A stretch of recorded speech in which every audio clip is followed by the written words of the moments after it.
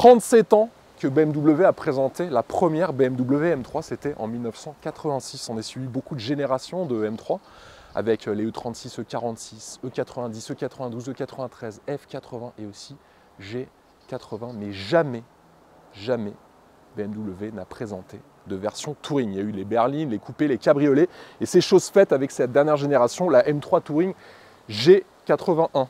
J'ai la chance d'essayer cette voiture déjà dans le sud de la France avec un copain que vous connaissez forcément, Seb Delaney. Seb, comment tu vas? Ça va, très bien. Et toi? Bah écoute, top. Ça fait plaisir. Salut tout le monde. Ça, c'est ta voiture, hein, il faut le C'est ma savoir. voiture, ouais. J'ai beaucoup de chance de pouvoir dire ça et j'en suis tellement heureux.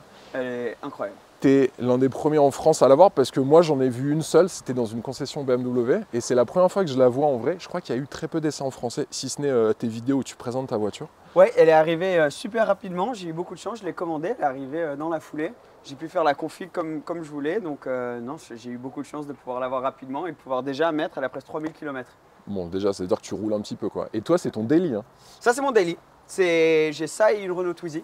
Okay. Donc, la Renault Twizy en ville. Et après, quand c'est des trajets un peu plus longs, j'ai la chance de pouvoir prendre ça. Et franchement, en daily, enfin, tu vas voir en roulant. Ouais, j'ai hâte. Juste incroyable. Bon, c'est trop top. En tout cas, on finira cette vidéo et tu me donneras ton avis objectif. Ouais. Sur la voiture avec ce que tu penses de bien et ce que tu penses de moins bien sur cette nouvelle génération de la M3 Touring. En tout cas, vraiment mec, je voulais te remercier parce que c'est vraiment cool que tu me prêtes cette voiture pendant toute la journée. J'ai hâte de voir la vidéo et hâte d'entendre ce que tu en penses, quoi. Donc, bon, profite écoute, à fond. C'est parti. Moi, je vous vois tout à l'heure. Allez, ciao. À tout de suite.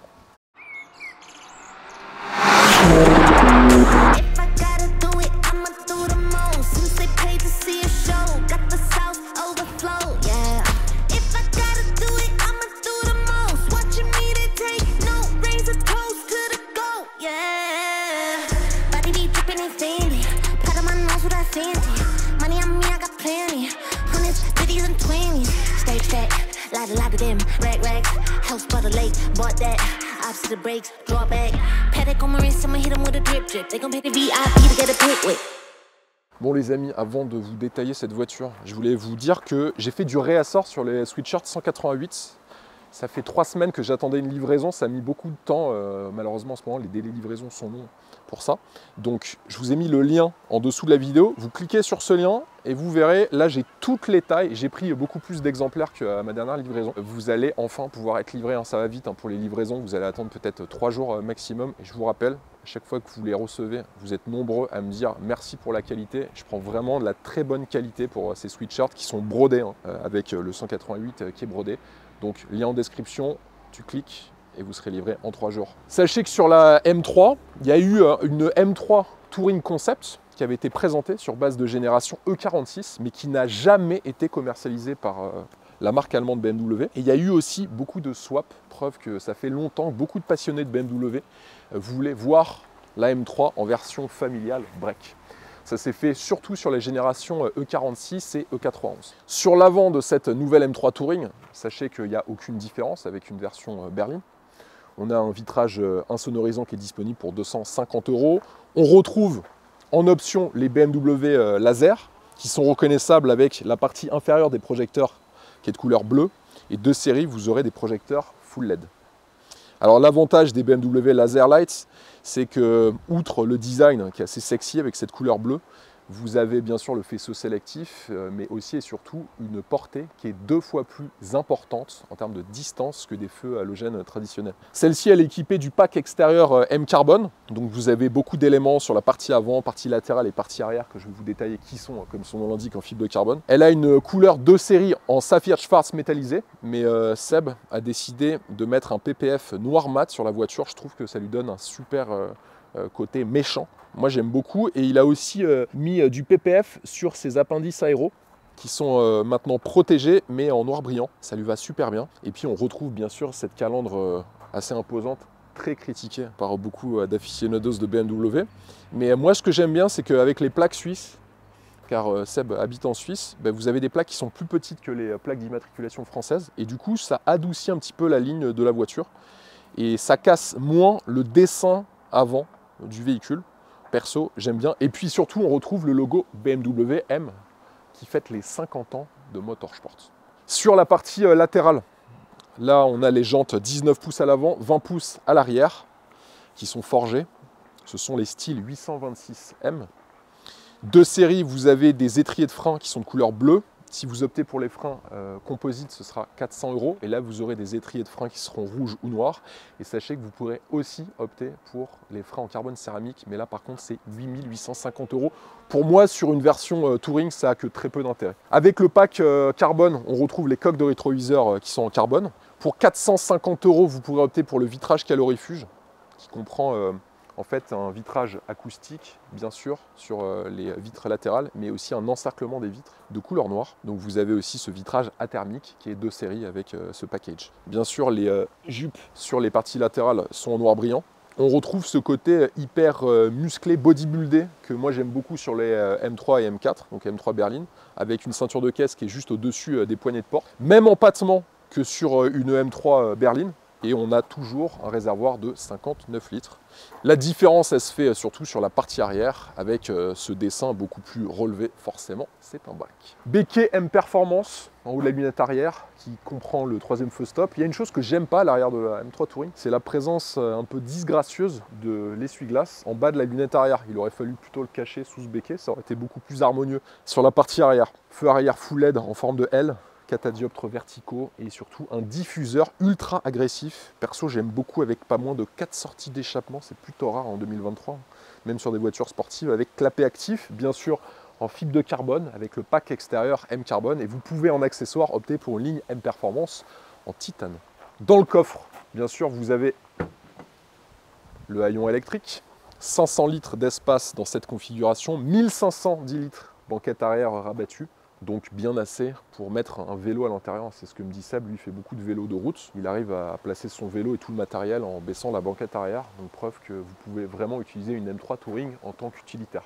Fermeture du haillon électrique, bien évidemment, on retrouve le logo M 50 ans.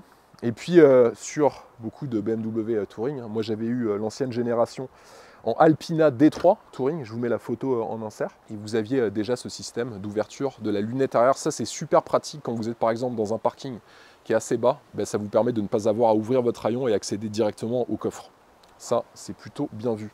Sur les dimensions, il y a peu de différence par rapport à une M3 berline. Sachez que sur la longueur, c'est plus 7 mm sur la version Touring. Largeur, c'est toujours 1,90 m. Et en hauteur, on a plus 9 mm. En revanche, sur le poids, vous avez plus 85 kg sur la version Touring par rapport à la version berline. Donc elle est maintenant à 1940 kg à vide. Donc avec un pilote et quelques affaires, vous dépassez facilement les 2 tonnes. Passons au moteur. Sous le capot, même bloc moteur que sur les berlines, on retrouve ce 6 cylindres en ligne 3 litres avec le Twin Power Turbo, 510 chevaux, 650 Nm de couple. C'est un moteur que je connais très bien, moi je l'ai essayé sur des versions M4, donc les coupés, les berlines, je l'ai aussi essayé chez Manhart Performance, avec une version qui était gonflée à 655 chevaux, avec plus de 800 Nm de couple. Mais bon, déjà avec la version 510 chevaux, je vous assure, vous allez voir sur la partie de l'essai routier, c'est un missile sol-sol cette voiture. Barre anti-rapprochement noir, bien sûr logo Motorsport sur le bloc moteur. Transmission intégrale MX Drive, ce fameux système 4 roues motrices qui peut passer en 2 roues motrices à votre demande pour par exemple faire du drift. Vous avez même un mode drift, je vais vous le présenter à l'intérieur du véhicule, tout comme sur les versions berline et coupé. Boîte automatique M-Steptronic à 8 rapports avec le système Drive Logic. C'est un système qui vous permet d'accélérer la vitesse de passage des rapports à votre convenance. Donc vous avez 3 niveaux. Donc avec le niveau souple, vous avez un passage de rapport qui est plutôt lent. Et avec le niveau le plus rapide, là vous avez un passage de rapport extrêmement rapide, comme son nom l'indique. Autre point, 0 à 100 km/h, 3 secondes 6 versus 3 secondes 5 pour la berline. Vitesse max 250 km/h, sauf si vous optez pour le pack expérience M à 2500 €. Et là, vous aurez une vitesse max à 280 km/h. C'est 10 km/h de moins que sur les berlines. Il faut savoir que cette voiture, moi avec une version à 655 chevaux, j'avais pris de mémoire 294 km/h, j'étais pas à fond.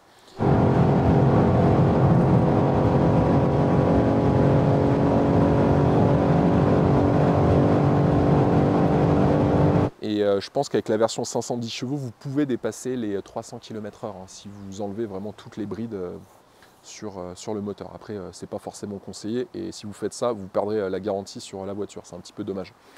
Consommation annoncée par le constructeur, 10 litres 3. En moyenne, sur les M3 berline, je faisais entre 13 et 15 litres. Et sur circuit, je pouvais monter à 18-20 litres.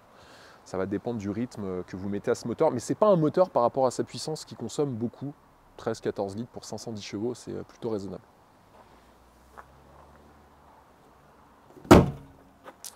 Le prix, 116 650 € en base, hors option. Ça peut vite monter à 130, 140 000. Mais comme on est en France, vous le savez, lorsque les voitures émettent beaucoup de CO2, celle-ci 229 grammes de CO2 par kilomètre, vous payez à l'immatriculation, lors de la première immatriculation du véhicule en France, un malus écologique qui s'élève en 2023 pour cette voiture, écoutez bien, à 50 000 €. Plus les coûts de votre carte grise, donc c'est une voiture qui va vous coûter en France à immatriculer, en première immatriculation, plus de 55 000 €.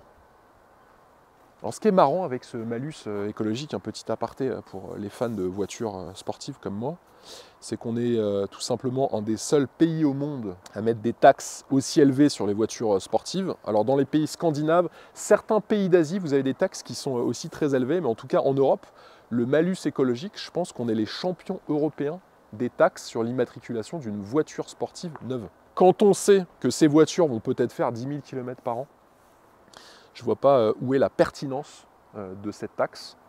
Et bon, après, vous me direz peut-être en commentaire ce que vous en pensez. C'est vraiment dommage parce que c'est une voiture, pour le coup, qui peut, comme pour Seb, être un délit. Une voiture que vous allez utiliser au quotidien. Et la présence de ces taxes fait que ça empêche beaucoup de passionnés, ou du moins ça freine beaucoup de passionnés pour signer le chèque. Car je vous assure que cette voiture, vous allez vous en rendre compte rapidement sur la partie de l'essai routier, c'est un vrai plaisir à conduire pour une voiture familiale.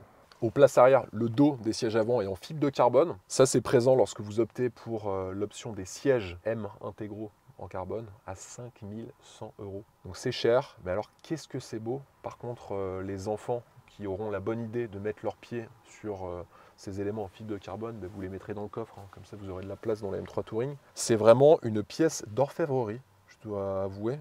Lorsqu'on est à l'arrière et on regarde les coques de siège avant, c'est une très belle pièce. C'est pas une œuvre d'art, mais en tout cas, c'est beau. Il faut le reconnaître. Tunnel central ultra présent. Du coup, vous mettrez les enfants au milieu. Comme ça, ce sera plus simple. J'avoue, il y a au moins 25 cm de hauteur. Forcément, c'est une transmission intégrale. Accoudoir avec deux portes gobelets. La banquette arrière est rabattable, comme je vous le disais, en 40-20-40. On a les couleurs motorsport sur les ceintures. Très belle sellerie en cuir avec la partie centrale de l'assise et du dossier perforé. Très très joli. Ciel de pavillon anthracite, pas de toit ouvrant, ni de toit panoramique dans les M3 Touring. Ça, c'est dommage, je dois vous avouer.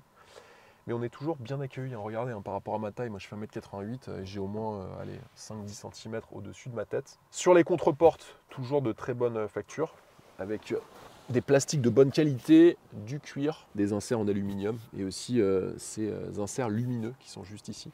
Et puis de très bonnes finitions avec de beaux assemblages. Bon, on est quand même dans une voiture exclusive. Même constat sur les contreportes à l'avant. Très bonne finition. On a les applications galvanisées sur les éléments de commande. Ça, c'est une option à 150 €. Système audio Harman Kardon 16 haut-parleurs sur le modèle que je vous présente avec 464 watts de puissance et 700 €. Et de série, vous aurez un système hi-fi de 10 haut-parleurs avec 205 watts. Les seuils de porte, ils ont l'inscription BMW M3. Et vous avez un pédalier en aluminium. Alors, sur les sièges, ils sont beaux.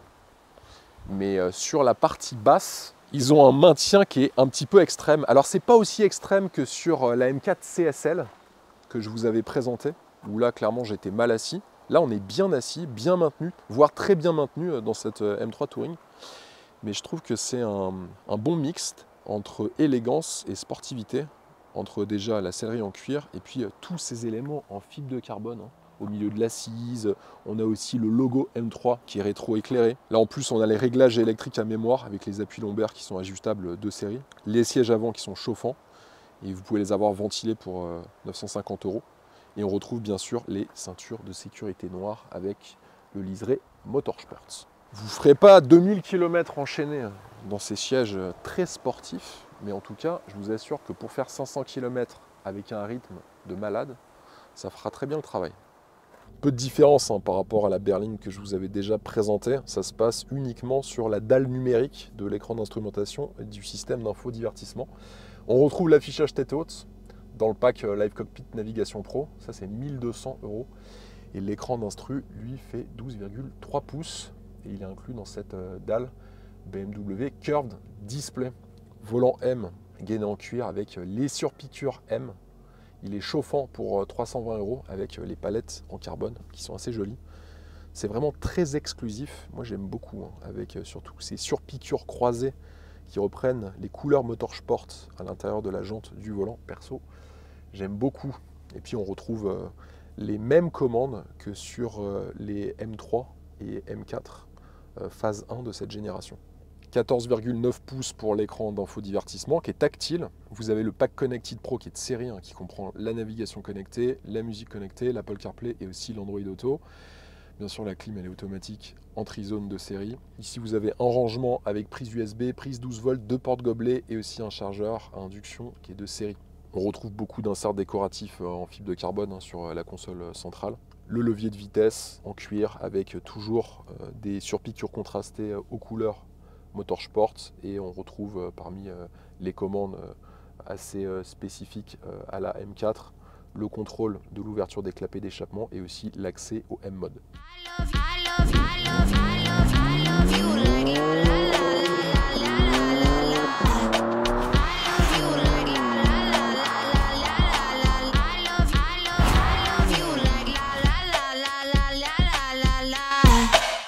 Place maintenant à l'essai routier. On retrouve les gènes de la M3. Voiture sportive que j'adore, vous le savez, j'en ai beaucoup essayé sur la chaîne. Mais après, ce que j'aime dans le break, c'est le look. Alors, c'est pas la version la plus rapide de la M3 et de la M4 forcément, mais niveau look, il met tout le monde d'accord. Au niveau de son confort, déjà, on a sur les suspensions une jambe de force à double articulation sur l'avant, un essieu arrière à 5 bras. Et surtout, on a les suspensions Select Drive M qui sont de série. Grâce à des valves internes à commande électromagnétique, vous avez un réglage extrêmement précis et fin, mais surtout performant, de la suspension avec pas moins de 3 modes de conduite, confort, sport et sport plus. Et c'est vrai, tout comme sur les versions berline, la voiture a un rythme tout à fait cool avec le réglage confort des suspensions. Malgré la taille des jantes, je dois vous avouer, elle est très confortable, même sur des départementales avec une chaussée qui n'est pas très optimisée. Et dès que vous commencez à hausser le rythme, vous mettez en sport plus, là vous conduisez un scalpel. Par contre, niveau confort, on repassera. Mais en même temps, on ne peut pas tout avoir. Mais je vous assure, pour ceux qui souhaitent faire du circuit, les suspensions sont vraiment au top. Autre point très important, je fais gaffe quand même aux limitations de vitesse. On est limité là 90 km/h. La direction très communicative, très précise, à des multiplications variables en fonction de la vitesse. Là aussi, moi j'ai eu la chance de la tester en version berline et coupée sur circuit, et c'est le même système qui équipe cette version Touring. Et on s'en rend compte encore sur cette version Touring, on a un très très bon retour d'information. Le seul problème, c'est que ça met un peu trop en confiance rapidement, donc il faudra un peu calmer vos ardeurs.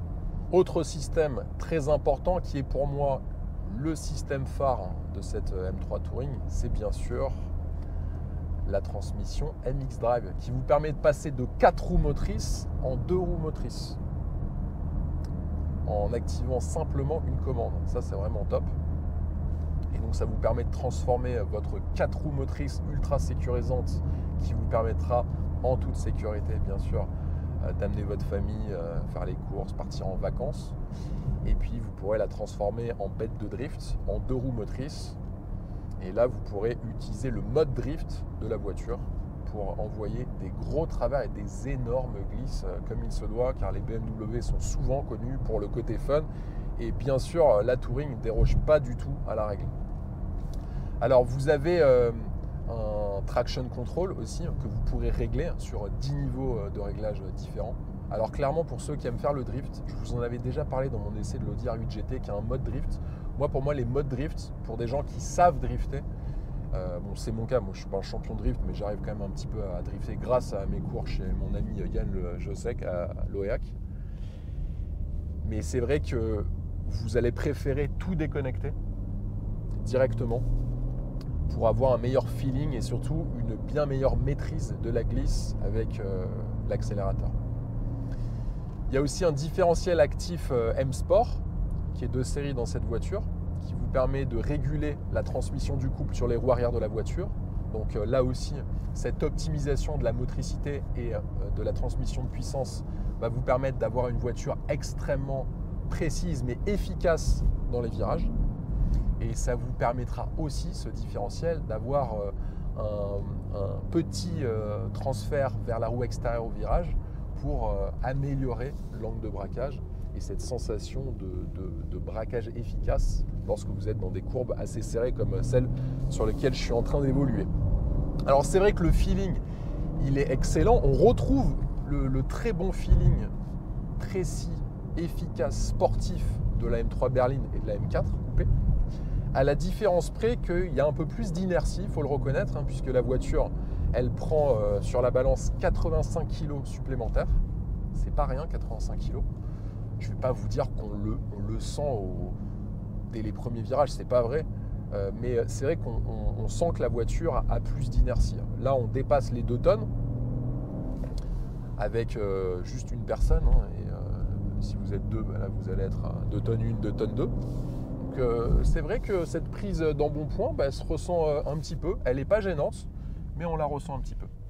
Sur le freinage, oh là là, quel kiff dans les virages. Désolé.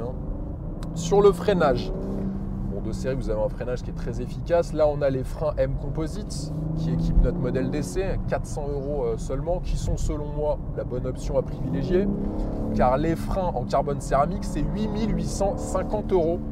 Et là, clairement, pour une voiture qui ne va que très rarement être emmenée sur circuit, je ne vois pas trop l'intérêt. Ça, c'est mon avis personnel. Certains vous diront que sur une voiture avec autant de puissance, il faut absolument les freins en carbone céramique. Après, le carbone céramique, pour moi, il a un intérêt, c'est vous apporter de l'endurance au freinage. Donc, pour avoir de l'endurance au freinage, il faut solliciter le système de manière exagérée.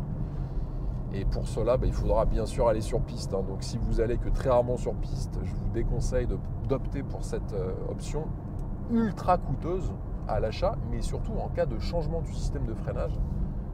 Ces systèmes, vous le savez sans doute, ça coûte excessivement cher.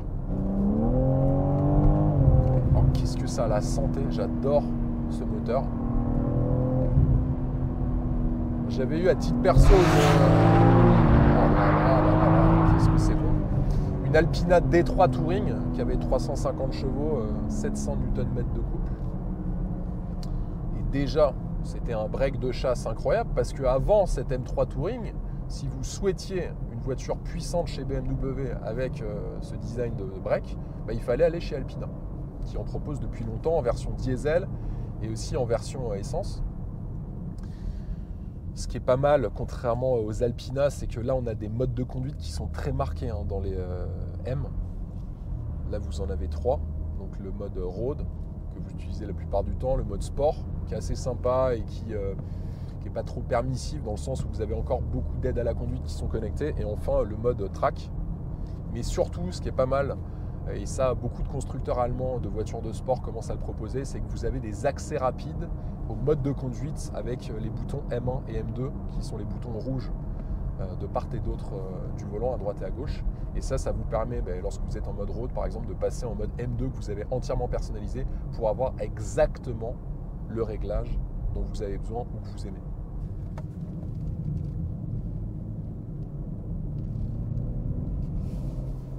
La voiture grippe super bien. Et là, je suis qu'en mode sport.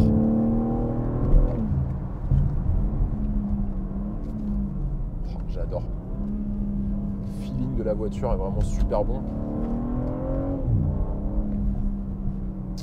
Alors, c'est vrai que les modes de conduite, ils vont agir sur le moteur, la direction, la boîte de vitesse, le freinage et aussi les suspensions. Donc, il y a énormément de paramètres qui sont impactés par votre choix du mode de conduite. Et aussi, ça va influer sur l'intervention des aides à la conduite. Lorsque vous êtes en mode track, vous avez très peu d'aides à la conduite qui sont activées. Et donc, du coup, le comportement de la voiture se transforme de manière assez significative. La voiture a clairement 2 visages, je vous en parle souvent dans les essais de M, mais ça se ressent surtout dans les versions Oh là là, qu'est-ce que c'est incroyable.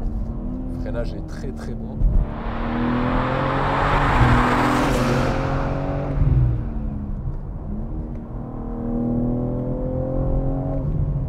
Et ce qui est bien, c'est qu'avec les suspensions, quand vous êtes sur des routes qui sont assez vallonnées, bosselées, vous avez besoin de suspensions qui restent progressives et pas trop fermes, car vous pouvez avoir des mouvements de châssis soit intempestifs, soit trop brutaux. Et on arrive à adopter des rythmes assez élevés sans avoir des mouvements de caisse dangereux. Et ça, c'est plutôt bien.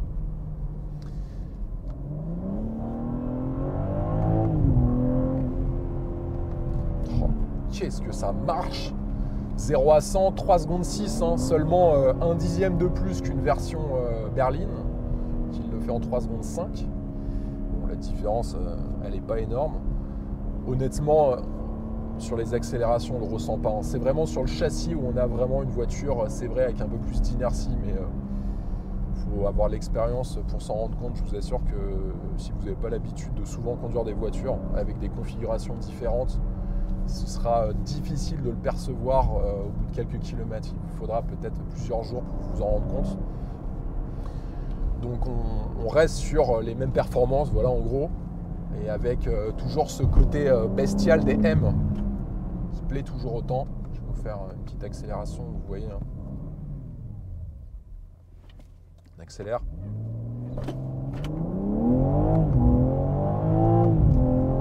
Allez, 100, ouais, elle le fait rapidement. Oh là là, qu'est-ce que ça marche, c'est fou.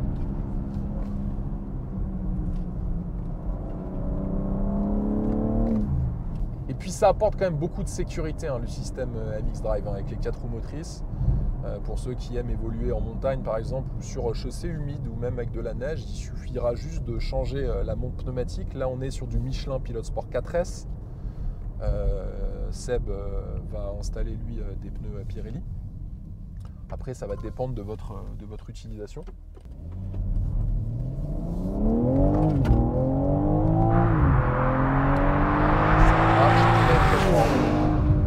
Oh, j'adore ce moteur. Le 600 lignes de BM, on peut dire ce qu'on veut. Même pour ceux qui ne sont pas des fans de BMW, c'est un moteur sensationnel. Ça c'est clair.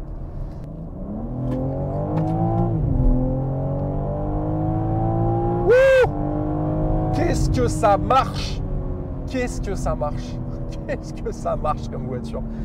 C'est vraiment génial parce que quand vous cherchez une voiture à utiliser quotidiennement, ce qu'on appelle en anglais un daily, il est difficile de trouver la polyvalence poussée à l'extrême. Cette mode, elle a été lancée par Audi avec les RS6. Sauf que, même si la RS6 c'est une voiture que j'adore, que je trouve magnifique, il lui manque un petit côté de fougue.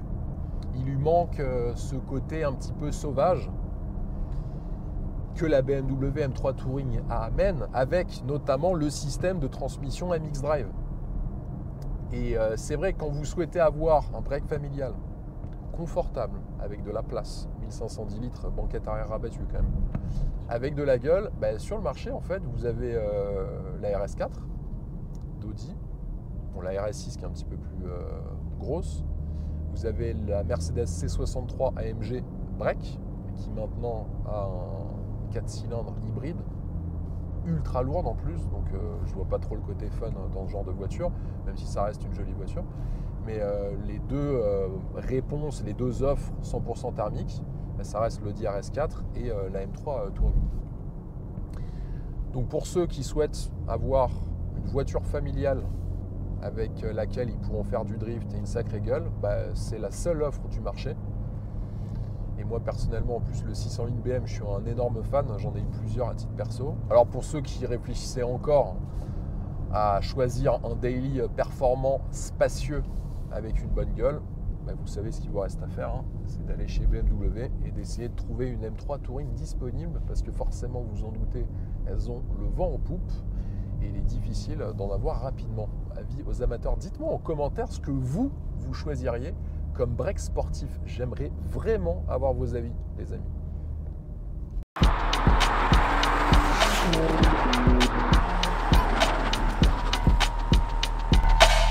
Bon Seb, merci.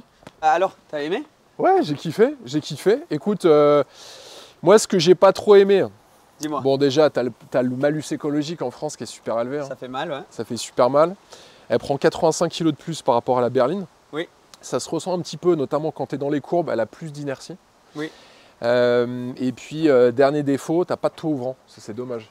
Ouais, ni de toit carbone. Ouais, Il n'y a ni pas de toit l'option carbone. toit carbone. Et sur l'autoroute, moi j'ai l'impression que tu as un peu plus de raisonnement, peut-être de l'échappement, parce que justement tu as le coffre arrière. Là, tu n'as pas fait d'autoroute, donc du coup. Non, j'ai pas ressenti ça. Ouais.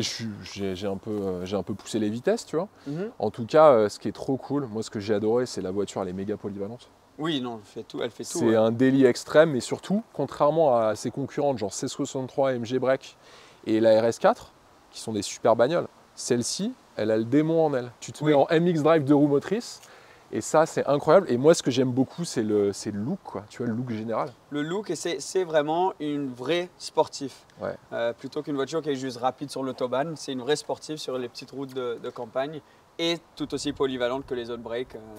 Toi, tu as fait 3000 bornes avec? Ouais, c'est quoi ce que tu regrettes, ce que tu adores sur la voiture? Franchement, j'ai vraiment du mal à dire ce que je regrette parce que je suis vraiment fan de la voiture. Okay. Comme tu as dit, il y a 2-3 petits défauts peut-être à la conduite. C'est vrai que le toit panoramique, surtout avec les vitres teintées, je me dis pour les passagers arrière, c'est peut-être un peu claustrophobe. Ouais. Donc ça, voilà. Et ce que j'adore, c'est ce côté de vraiment pouvoir changer de caractère. En mode confort, sur l'autoroute, c'est une série 3. Ouais. Et après, quand on arrive sur les routes de campagne, ça devient vraiment une vraie M3. Elle a le démon. Elle a le démon. Le look, je trouve que vraiment réussi. Confort, les sièges, j'étais pas sûr quand je les ai commandés s'ils allaient être confortables ou pas. Et puis surtout la config que tu as prise, parce que tu sais, souvent les gens prennent du noir. Oui. Et le fait de contraster avec une couleur assez vive comme le rouge, moi honnêtement, je ne m'attendais pas à ce que ce soit agréable. Tu sais, quand tu conduis la voiture, tu as des intérieurs, quand c'est trop blanc par exemple, c'est un peu dérangeant. Et là, je dois avouer, mec, entre le carbone et le rouge, non mais ça se marrait bien. Dites-nous en commentaire ce que vous en pensez. Ouais. Et les étriers, j'ai fait les étriers aussi pour avoir un petit peu de couleur à l'extérieur qui rappelait l'intérieur. Ouais, ça se marie bien aussi. Voilà, et je trouvais noir, c'était peut-être un peu trop… dark, quoi. Ouais, dark, exact. Donc non, franchement, j'adore la voiture. Et toute la technologie, ça je sais pas combien tu as pu explorer tout ça. Ouais, mais j'ai un peu regardé. Ce qui change vraiment, tu vois, par rapport à la M4 et M3 que j'avais essayé, c'est que le curve display, déjà la lisibilité, elle est vachement meilleure. Ouais. Vous avez pu le voir en vidéo. En fait, quand tu rentres dans la voiture, tu arrives vraiment à bien voir toutes les infos, ce qui était un peu moins le cas dans les écrans d'instrumentation qu'il y avait juste avant. Après, sinon, tu n'as pas de différence par rapport aux premières phases de cette génération. Ouais, c'est vrai. Et j'aime beaucoup le head-up display, moi. Bon, je sais, l'affichage tête haute. Il a changé, ouais. Il a changé un petit peu. Ouais. Ça, c'est vraiment bien. Et franchement, le régulateur de vitesse sur l'autoroute est super bien calibré. Tu sais, des fois, ça te met des gros à-coups, ça freine, ça accélère d'un coup. Là, c'est vraiment bien calibré. Donc ça, c'est un autre truc que je kiffe. Bref, on pourrait être là pendant 1 heure à discuter. À parler de ta caisse, quoi. Ouais. Bon, en tout cas, Seb, merci beaucoup. C'était canon, mec. J'espère qu'on aura l'occasion de faire d'autres vidéos. Déjà, je t'en ai proposé une. On pourrait aller en Allemagne ensemble, un truc de malade. Avec grand plaisir. Moi, je suis fan de toutes tes vidéos. Donc, ça me fait plaisir de t'avoir ici et de t'avoir conduire ma voiture. Merci beaucoup. C'est un honneur, moi qui te suis depuis longtemps en plus, tu le sais, sur les réseaux. Abonnez-vous à la chaîne YouTube de Seb. Vous abonnez aussi, je vous mets tout en description de la vidéo et je vous l'affiche à l'écran. Tu es sur Instagram, tu es sur TikTok. TikTok, un peu de partout. Ouais. Un peu Facebook aussi. Facebook, bon, allez foncez, vous abonnez à ces réseaux. Merci beaucoup, à bientôt. Et puis abonnez-vous aux vendeurs automobiles, les amis, ou dites à vos amis autour de vous de vous abonner, on ne sait jamais, ça peut beaucoup nous aider. Bah ouais, carrément. Merci beaucoup Seb, et moi je te dis à bientôt. À bientôt. Allez, ciao mec. Ciao tout le monde. Bye. Ciao.